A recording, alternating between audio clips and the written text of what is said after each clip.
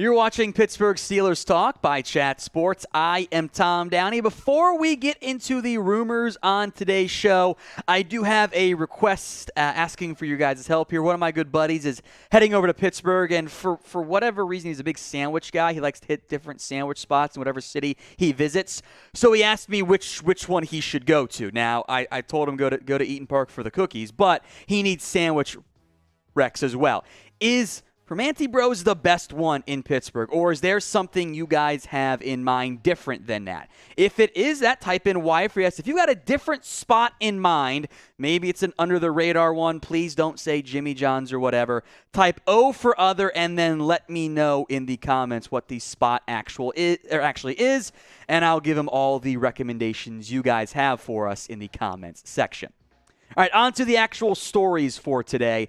Joe Haden, is he done? Kind of seems that way. Posted a video packing up his house in Pittsburgh. Is he selling at the right time in the market, or is he done with the Steelers? I would probably lean more towards the latter, that he is winding his time down as a member of the organization who's already been cut, of course, and maybe we're going to go somewhere else, maybe back home to an extent. Haden was not bad this past year with the Pittsburgh Steelers. 60% completion rate is fine. He did miss a handful of games.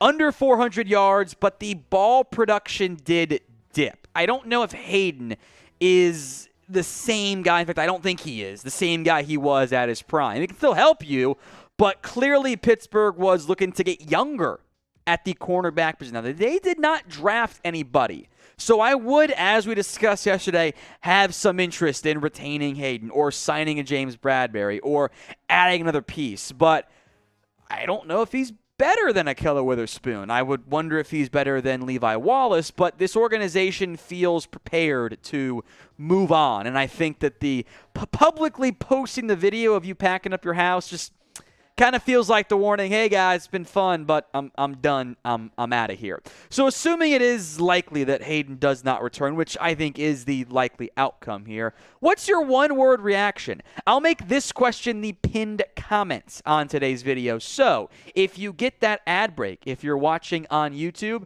take advantage of it. While that ad plays, head down to the comment section and let me know your one-word reaction to Haden likely, apparently, not returning.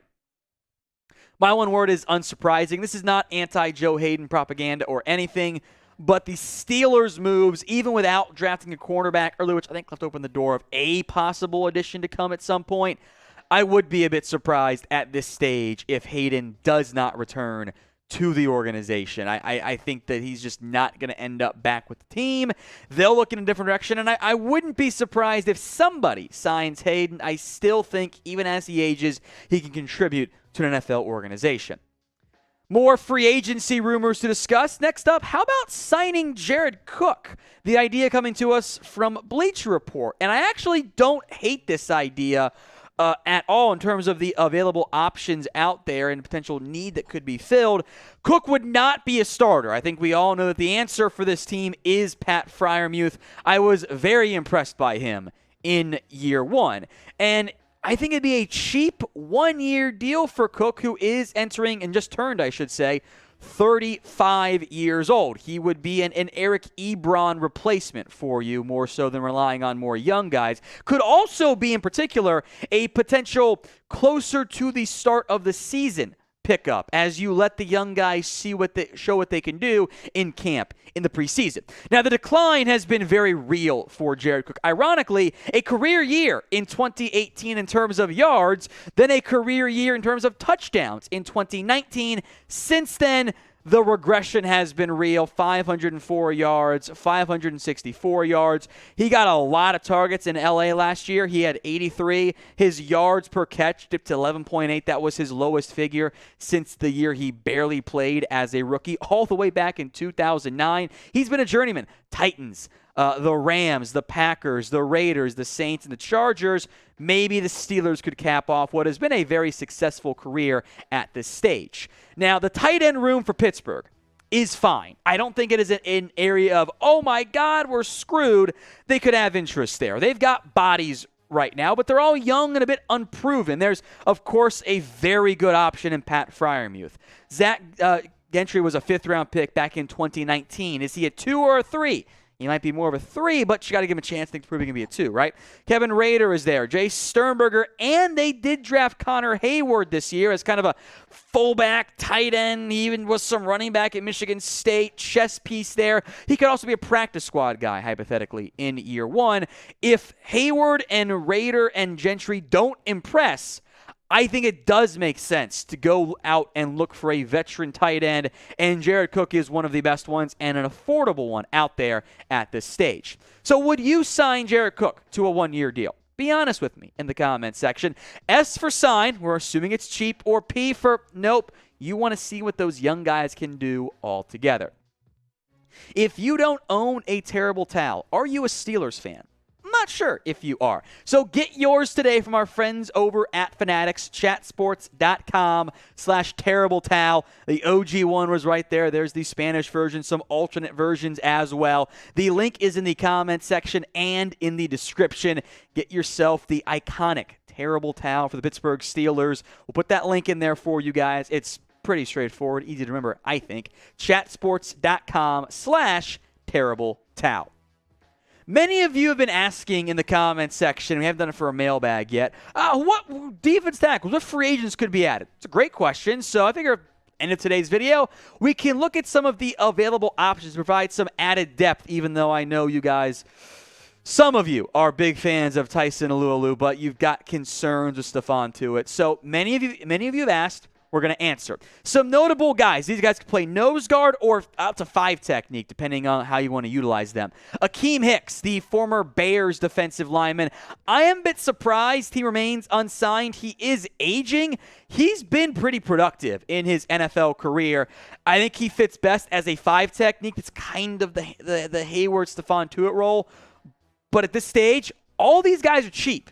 So if you can bring them in on a 1-year deal, and maybe no guaranteed money in case maybe the Marvin Lealda does not impress in year 1, I am open to that idea, although you do, of course, have guys like Chris Wormley, Isaiah Loudermilk, but I would be interested in a veteran piece as you try to win in the very competitive AFC.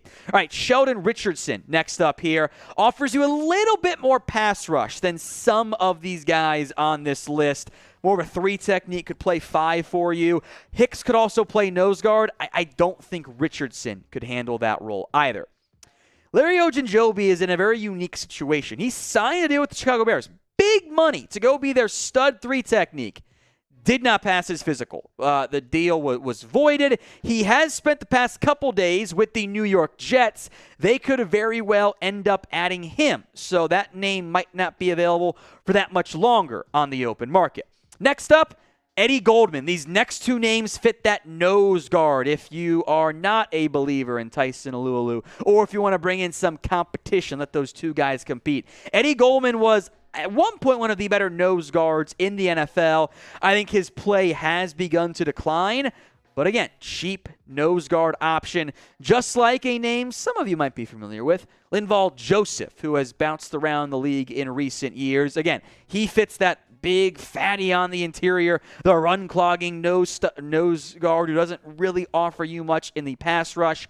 But I think Goldman and Joseph, if they play more like they have in the past couple of years, maybe not so much only last year, I think they actually could be an upgrade over Tyson Alualu, or at least gives you training camp and preseason insurance. Sign one of them, low guaranteed money, and let them fight it out for one of those roster spots. So be honest with me in the comments. Would you sign anyone from this list? Again, we assume cheap 1-year deal, little to no guaranteed money. Is there at least one of those players who intrigues you? If the answer is yes, type in 1. If the answer is a big fat no, then drop a 0 for me in the comments.